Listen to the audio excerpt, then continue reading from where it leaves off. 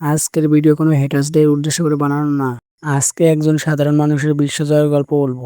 আজ যাকে আপনারা দেখছেন বিলবোর্ডে জয় করে গ্লোবাল সুপারস্টার, কোটি কোটি মানুষের ক্রাশ, স্টেজে দাঁড়ালে যার এনার্জিতে পুরো স্টেডিয়াম কেঁপে ওঠে, সে কিন্তু সবসময় এমন ছিল না। আজ থেকে 15 বছর আগে সে ছিল সিওল শহরে এক কোনায় লুকিয়ে কাঁদা এক অন্তত লাজুক কিশোর, যে ক্যামেরার সামনে কথা বলতে গেলে কেঁদে ফেলতো। মেম্বাররা তাকিয়ে থাকলে গান গাইতে পারতো না। কিভাবে বুসানের এক সাধারণ ঘরের ছেলে আজকের পৃথিবীর গোল্ডেন মাকনে হয়ে উঠল। চলুন আজ জানা যাক জীবন জাঙ্কুকের শূন্য থেকে বিশ্বজয়ের গল্প। 1 সেপ্টেম্বর 1997 সালে দক্ষিণ কোরিয়ার সুন্দর সমুদ্র উপকূলবর্তী শহর বুসানে জন্ম নেয় জিয়ন জাঙ্কুক। ছোটবেলা থেকেই পড়াশোনা তার খুব একটা মন ছিল না, কিন্তু আর্ট, ড্রয়িং এবং স্পোর্টে সে ছিল জিনিয়াস। বিশেষ করে ব্যাডমিন্টনে এতটাই ভালো ছিল যে বড় হয়ে প্রফেশনাল ব্যাডমিন্টন প্লেয়ার হওয়ার স্বপ্ন দেখত। কিন্তু জাঙ্কুকের জীবনে মোড় ঘুরে যায় যখন সে কোরিয়ার পপ স্টার জি ড্রাগনের হার্ট ব্রেকার গানটি শোনে। সেই গানটি তার ভিতরে গায়কের আগুন জ্বালিয়ে দেয়। 2011 সালে মাত্র 14 বছর বয়সে সে কোরিয়ার জনপ্রিয় talented hand show superstar K3 এর অডিয়েন্স দিতে যায়। অডিশনে সে কিন্তু পাশ করতে পারেনি।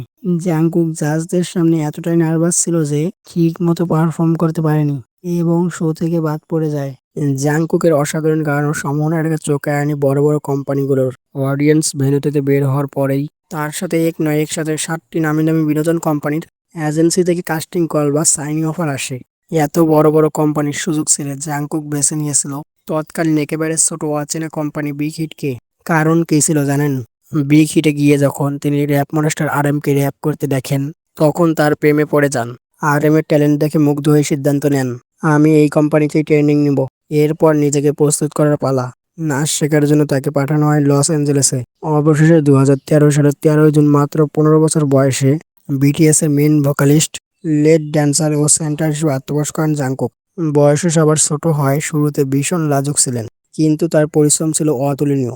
গান, নাচ, এক্সপ্রেশন সবকিছুতে এত পারফেক্ট হয়ে ওঠেন যে BTS লিডার RM তাকে ভালোবেসে নাম দেন গোল্ডেন মাকনে। গ্রুপ দিয়ে যাত্রা শুরু হলেও খুব দ্রুত একক শিল্পী হিসেবে বিশ্ব দরবারে নিজের পরিচিতি গড়ে তোলেন।